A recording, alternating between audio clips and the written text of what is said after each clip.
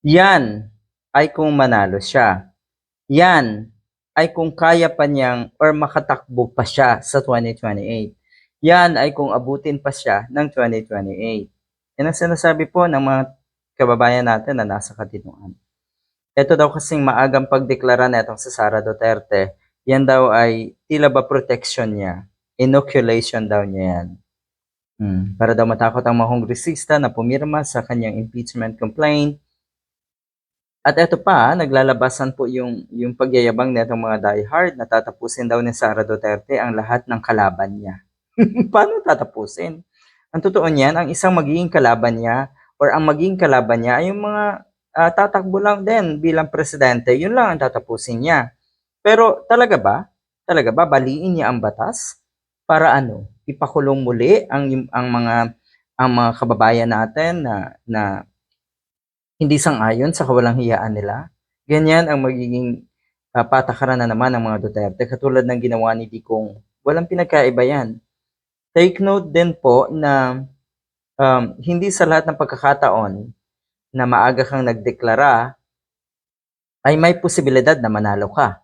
Baka nga lalong masira ka sa ginawa mong yan. Yun ang sinasabi ng mga eksperto. At ito yung pinakamasakla para sa mga diehard na kahit anong gawin daw ni Sara Duterte, kahit manalo pa siya bilang presidente, wala daw itong epekto. Hindi niya pwedeng isalba si Digong sa ICC. Ang maliwanag dyan, nakakulong pa rin si Digong at wala na talagang pag-asa na makalabas pa sa kanyang kulungan. Mabubulok na daw sa kulungan. Aminado rin ang mga katulad ni Harry Roque. Mag-iisang taon na nang nakakulong ang dating Pangulo sa ICC Detention Facility sa The Hague dahil sa crimes against humanity.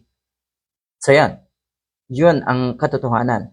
Crimes against humanity. Hindi po ito dahil kaaway nila ang presidente ngayon.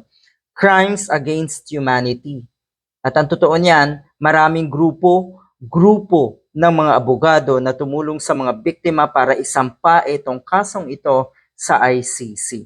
Ulitin lang natin, hindi maisasalba ni Sara Duterte si Digong. Baka posible pang maisalba ni Sara Duterte ang ilan nilang kaalyado. Dahil given yun naman talaga ang rason kaya tumatakbo si Sara Duterte o kaya tatakbo etong si Sara Duterte. Pero hanggang doon na lang. Good luck kung kaya niyang iligtas si Harry Roque.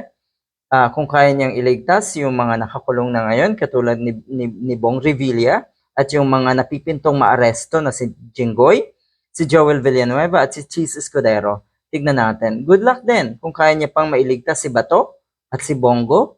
At eto good luck kung kaya mong iligtas ang sarili mo habang hindi ka pa Pangulo na makulong din at baka isa ka sa mga maaresto rin ng ICC.